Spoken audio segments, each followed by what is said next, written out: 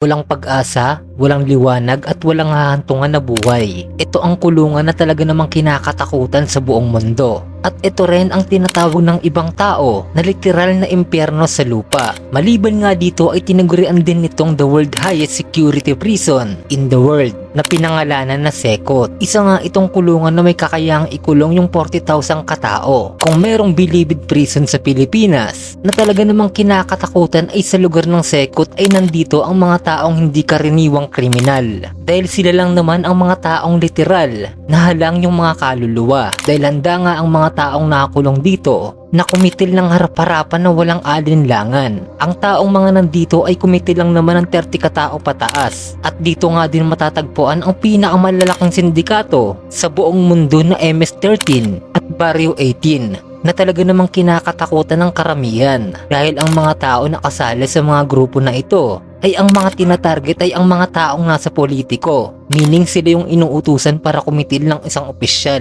Lingid nga sa kaalaman ng karamihan ay hindi nga sila tinatawag na tao. Tinatawag na nga ang mga taong nakakulong dito bilang demonyo. Ang Centro de Confinamiento del Terrorismo na kilala rin sa acronym na SECOT ay isang maximum security na bilangguan na matatagpuan sa bansa ng El Salvador, partikular sa munisipalidad ng Tecoloca sa departamento ng San Vicente. Ito ay tinatag at pinatakbo ng gobyerno ng El Salvador bilang bahagi ng kampanya laban sa mga gang at iba pang tinatawag nilang teroristang kriminal sa bansa. Ang sino mang pumasok dito at makulong ay hindi na inaasahang lalabas ng buhay dahil wala nga ditong piyansa at wala ring pag-asang makatakas. Ang kulungang ito ay hindi tinayo para baguhin yung mga kriminal, bagkos ay tinayo to para ihiwalay ang mga taong kriminal sa lipunan. Pero bakit nga ba kinakailangan ng maliit na bansang El Salvador na tumayo ng pinakamalaking kulungan sa buong mundo? Ang sagot nga dito ay dahil yan sa mga gang na hindi kayang pigilan ng mga kapulisan.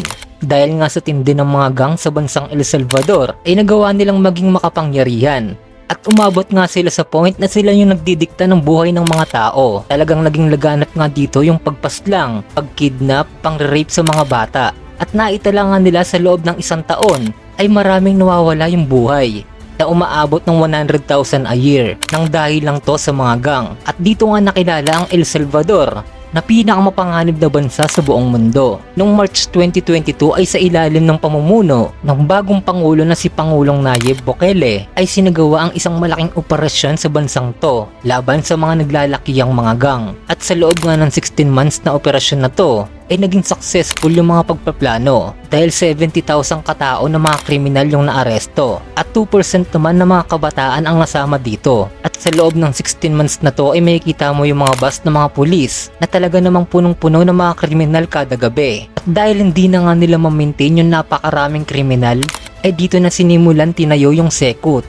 Meron ng 410 hektaryang lupa ang kulungan na to. At makikita natin na sa bawat seksyon ng kulungan ay merong razor wire at 9 na metrong konkretong pader at electric fence na merong 15,000 volts at meron ding 19 watchover na nagbabantay 24/7.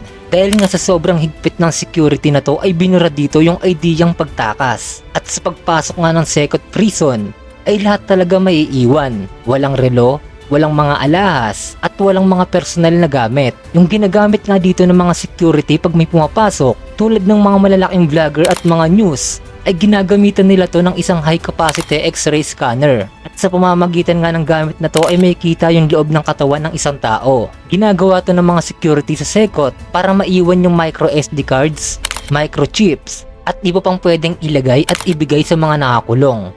At sobrang tindi nga ng mga nakakulong dito ay ang mismong security guard dito ay talagang hindi nakikita yung muka. Hindi dahil sa takot sila.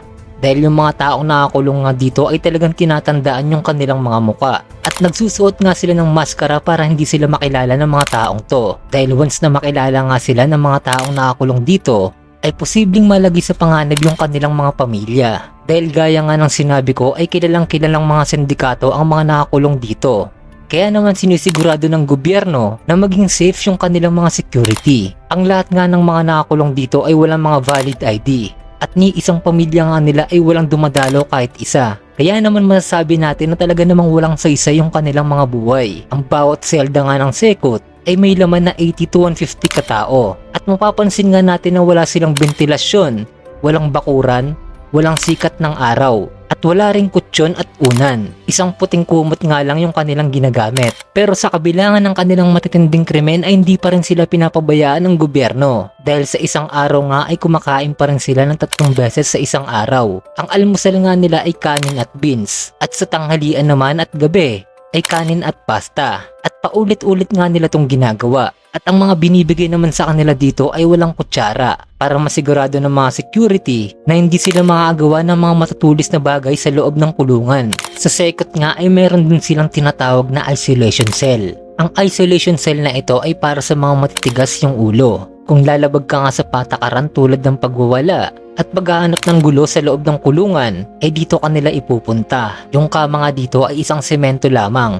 At wala nga ring orasan dito at walang liwanag. Yung tanging liwanag nga lang na makikita mo dito ay yung maliit na butas na pinanggagalingan ng hangin. At mapapansin nga din natin na magkatabi yung inodoro at tubig. At sa pagsarado nga ng pintuan dito, ay talaga namang literal na didilim yung mundo mo once na nasa loob ka ng isolation cell. Lahat nga ng dinadala dito ay talaga namang nagiging matino. At kahit yung kinikilalang siga sa kulungan ng sekot ay talagang nanlumo dito pagtapos makapasok. At during interview netong si Marvin Ernesto Medrano Vasquez o mas kilala sa pangalang Psycho ay sa edad niya nga raw na 16 years old ay pumasok na siya sa pinakamabigat at kilalang kilala na sindikato na MS-13. 25 years na nga raw siyang mataas na leader sa grupong to. At yung naging hudyat nga para pumasok siya sa grupo ay dahil sa pagpaslang ng kanyang buong pamilya. Nung pinaslang nga raw yung kanyang pamilya ay siya na nga lang daw yung natira dito. At ito nga raw yung nag-trigger sa kanya na maging masamang tao. Inamin niya rin sa kanyang interview na umabot nga raw sa 50 na katao yung kanyang pinaslang.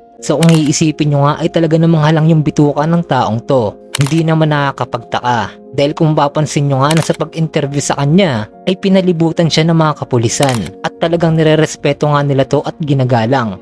Dahil kung sasaktan niya nga naman yung nag-i-interview sa kanya, ay wala tong magagawa. Kaya naman nag-decide yung pinakamataas na ranggo sa sekot na dapat bantayan itong si Psycho. Kung sa ibang mga selda nga ay hinahayaan yung mga nakakulong na kausapin yung mga visitor, ay sa lugar ng sekot ay talaga namang binabantayan to ng harap-harapan ng mga pulis para sa kaligtasan ng taong lalapit dito. Pero sa kabilangan ng kanyang kasamaan ay sinabi niya rin sa kanyang interview na wag nga raw siyang gagayahin ng mga kabataan dahil wala nga raw magandang kahihinatnan ang ganitong buhay na kanyang pinili. Ang kulungan nga ng sekot ay ang lugar na hindi mo gusto yung marating bilang bisita. Ngunit para sa mga taong nabiktima ng kanilang karahasan ay literal na ito yung tunay na hostisya para sa kanila. Dahil nga sa malawakang operasyon na to ay pagdating ng 2023 ay bumaba yung crime rate ng El Salvador at kinilala nga sila ng ibang mga bansa na isa sa pinakaligtas na bansa sa buong mundo. At ito nga ang Secot Prison na kinikilalang highest security prison in the world.